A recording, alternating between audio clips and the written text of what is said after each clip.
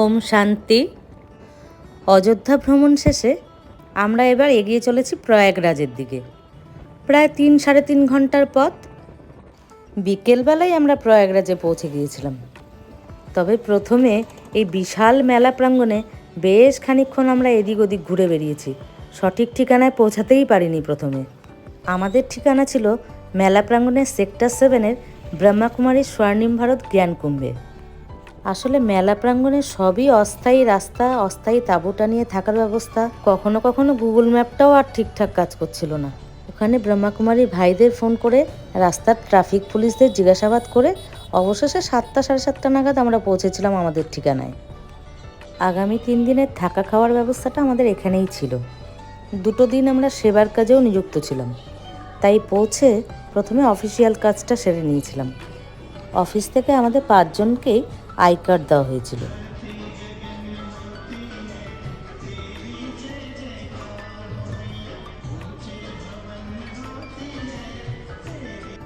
তবে রাত্রেবেলা আমাদের থাকার ব্যবস্থাটা কিন্তু হয়েছিল মেলা প্রাঙ্গণ থেকে বেশ খানিকটা দূরে। আরেলে সামনে যে ব্রহ্মাকুমারীর গাড়িটা দেখা যাচ্ছে, ওনারাই আমাদের পথ দেখিয়ে নিয়ে যাচ্ছেন সেখানে। মেলা প্রাঙ্গণেই আমরা নৈশভোজন সেরে এবারে চলেছি আরেলের পথে। এই ব্রিজটি হলো যমুনার ব্রিজ। কি সুন্দর লাগছে রাত্রেবেলা দেখতে।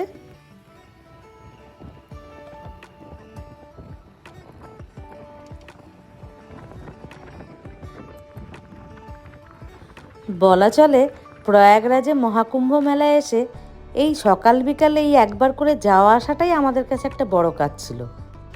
ভোরবেলা ঘুম থেকে উঠে স্নান সেরে সামান্য একটু চা আর স্ন্যাক্স খেয়ে তারপরে আমরা রওনা হতাম মেলা প্রাঙ্গণের উদ্দেশ্যে। সারাদিন মেলা প্রাঙ্গণেই থাকতাম, একেবারে রাত্রে নৈশভোজন সেরে তারপরে আবার ফিরে আসতাম রেলে। প্রথম রাস্তা চিনতে বেশ সমস্যা হয়েছিল। গুগল ম্যাপ দেখেও আমরা সঠিক রাস্তায় পৌঁছাতে পারিনি। প্রথম দিন তো গুগল ম্যাপ দেখেও আমরা ভুল রাস্তায় চলে গিয়েছিলাম। প্রায় 4 ঘন্টা ভিড় জ্যাম ঠেলে অবশেষে পৌঁছেছিলাম মেলা প্রাঙ্গণে। তবে একটাই ভালো বিষয়, আমাদের সাথে এই গাড়িটি ছিল বলে আমাদের খুব একটা হাঁটাচলা করতে হয়নি। প্রতিদিন আরেল থেকে আমরা সোজা মেলা প্রাঙ্গণে আমাদের ব্রহ্মাকুমারীর টেন্টের সামনে গিয়েই দাঁড়াতাম। সাদা পোশাক পরা উনি হলেন বিকে মনোরমা দিদি, প্রয়াগরাজ সেন্টারের ইনচার্জ।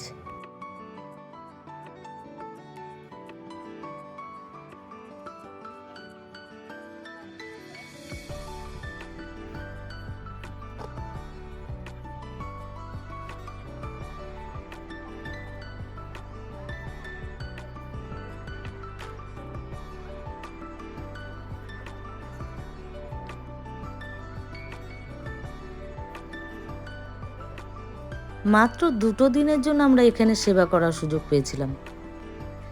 সেবা বলতে এই যে প্রদর্শনীগুলো হয়েছে, এগুলোকে সকলের সামনে এক্সপ্লেন করা। আমরাও যেমন আশেপাশের সংস্থাগুলিতে মেলা দেখতে গিয়েছি, তেমনি আশেপাশে থেকেও বিভিন্ন মানুষ বিভিন্ন সংস্থা থেকে আমাদের মেলাগুলো দেখতে আসছেন।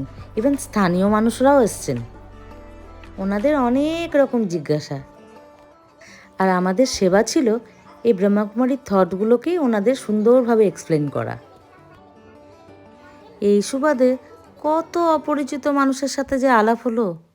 বাচ্চা থেকে বয়স্ক কত সাধু সন্ন্যাসীরাও এসেছিলেন দেখতে। খুব প্রশংসা করলেন ওনারা। আর এই যে দেখছেন সত্যযুগীয় রাজদরবার, আমি এখানেই সেবা করতাম। 2 দিনের মধ্যেই সবাইকে খুব আপন মনে হচ্ছিল।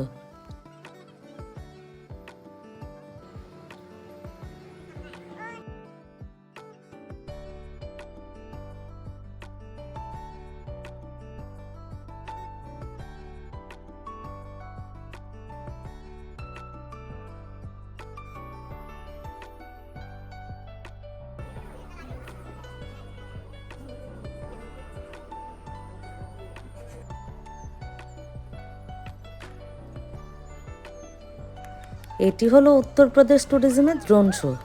সন্ধ্যার আকাশে দারুণ লাগতো দেখতে।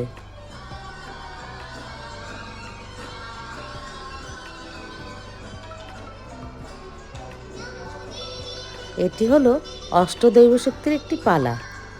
ব্রহ্মাকুমারী ভাই বোনেরাই করেছিল, খুব সুন্দর করেছিল। তাড়াতাড়ি নৈশ আহার সেরে আমরা বেরিয়েছি মেলা দেখতে। এই ব্যাপারে আমাদের সাহায্য করেছে আমাদের বিকে অনিতা দিদি। উনি অনেকটাই রাস্তাঘাট চেনেন। কানপুর ফৈজাবাদ থেকে কিছু বিকে দিদি বোনেরা এসেছিলেন। ওনারা আমাদের সাথে আড়েলের ওই বাড়িটিতেই থাকতেন। আমরা প্রায় রোজ একসাথেই যাতায়াত করতাম। মেলা দেখব বলে আজকে তাই তাড়াতাড়ি সবাই চলে এসেছি। রাত্রি প্রায় 10:30 অবধি প্রয়াগরাজের এ প্রান্ত ও প্রান্ত ঘুরে বেরিয়েছি। খুব মজা হয়েছে।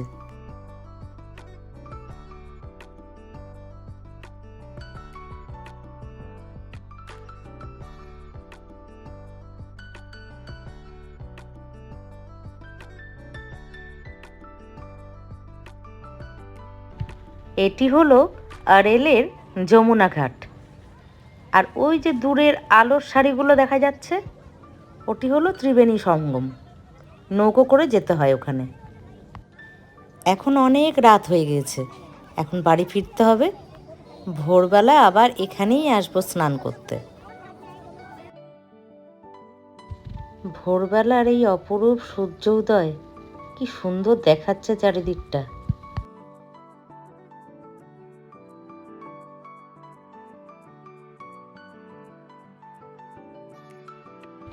আমাদের সাথে আমাদের সিনিয়র বিকে দিদিরাও এসেছিলেন। ওনাদের কাছেই আমাদের ব্যাগপত্র, পার্স, মোবাইল ইত্যাদি রেখে নিশ্চিন্ত মনে স্নান করতে গিয়েছিলাম। ঘাটগুলি যথেষ্ট সুরক্ষিত, সর্বক্ষণ নজরদারির ব্যবস্থা রয়েছে।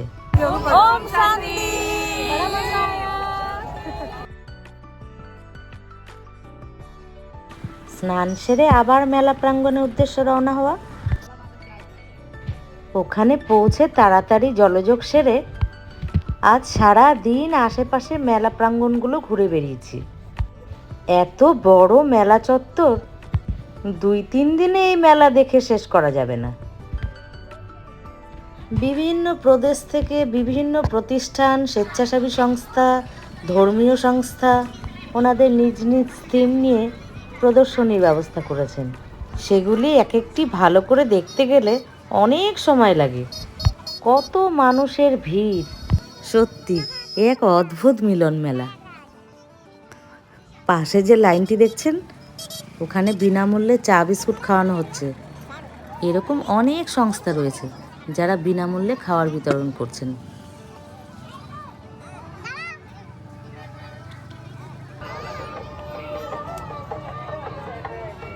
এখানে রাস্তাঘাটগুলোর অবস্থা দেখেছেন? কি ধুলো!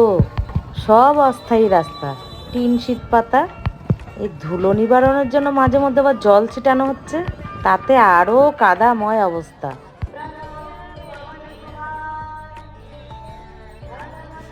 আর হ্যাঁ, আরেকটি কথা, এখানে কিন্তু দিনের বেলা বেশ গরম, ভোরবেলার দিকটা আর রাতের বেলাটা ঠান্ডা লাগে।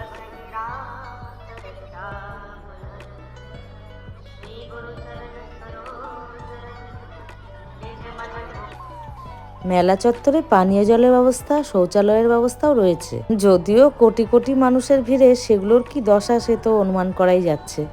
এছাড়া পুলিশ নজরদারি ব্যবস্থা, ফায়ার ব্রিগেড, অ্যাম্বুলেন্স, চিকিৎসার ব্যবস্থা ইত্যাদিও রয়েছে দেখলাম।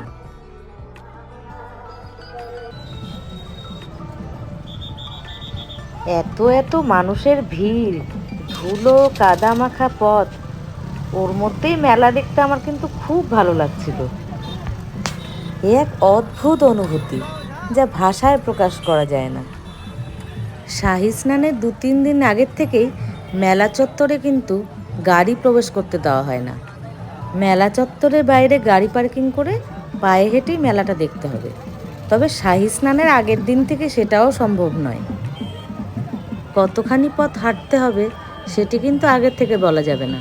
সব কিছুই নির্ভর করবে আপনারা মেলা প্রাঙ্গণের কোন দিকটিতে থাকবেন, শহর থেকে সেটি কত দূরে, অথবা আপনারা কিভাবে আসছেন, ট্রেনে না বাসে।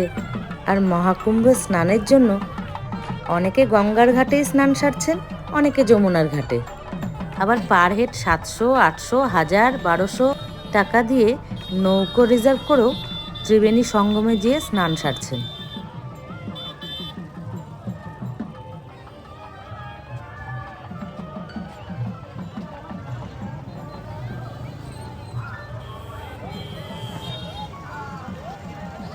আমাদের চার মূর্তির প্রয়াগরাজে মহাকুম্ভ মেলার এই সফর দুর্দান্ত হয়েছে। আমরা খুব খুশি, খুব আনন্দ করেছি।